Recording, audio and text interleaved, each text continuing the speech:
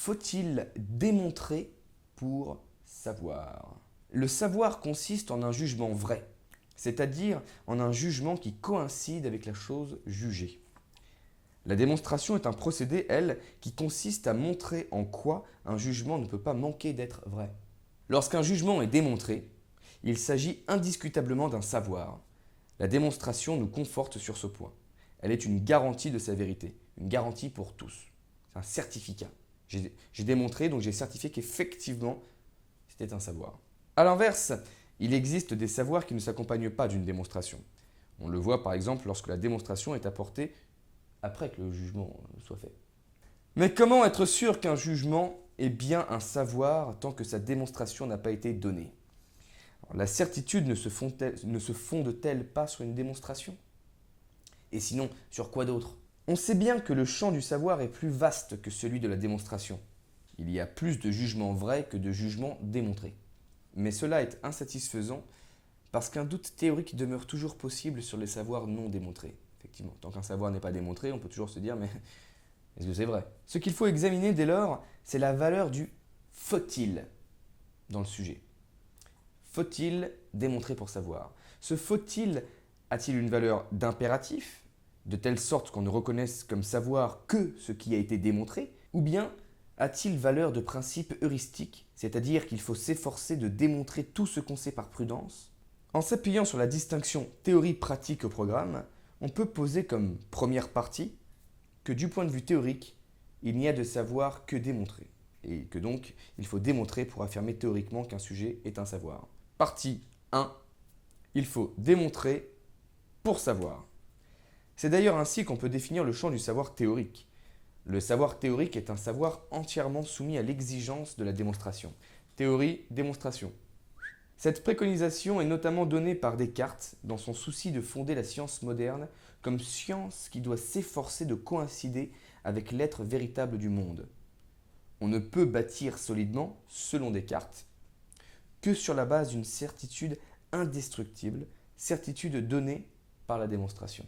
On sait que, dans les méditations métaphysiques notamment, Descartes fonde la possibilité de la science sur la première certitude qu'il parvient à établir après avoir méthodiquement douté de tout.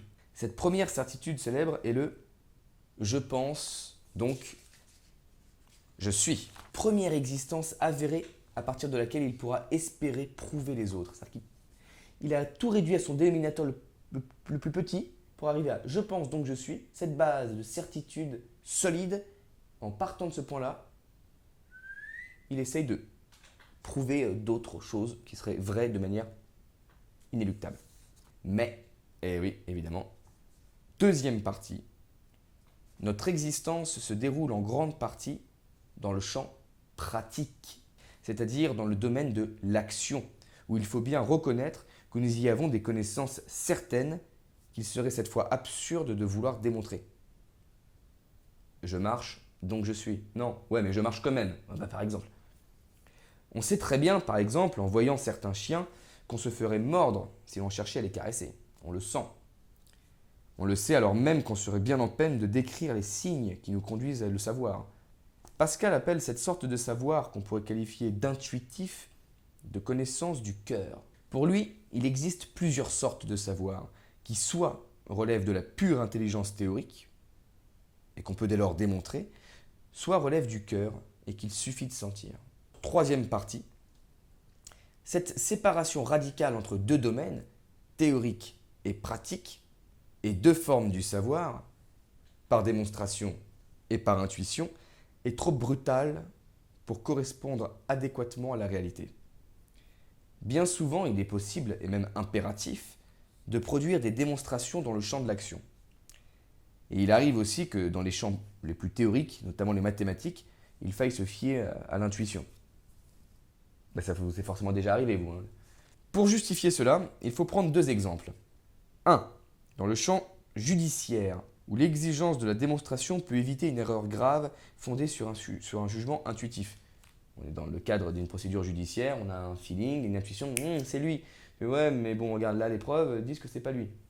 Et la démonstration, finalement, nous a permis de ne pas faire de bêtises, alors que l'intuition nous a amené ailleurs, par exemple. Et l'autre pourrait être le théorème de Fermat, qui fut vrai et accepté par la communauté mathématique avant d'être démontré 3 siècles après sa formulation.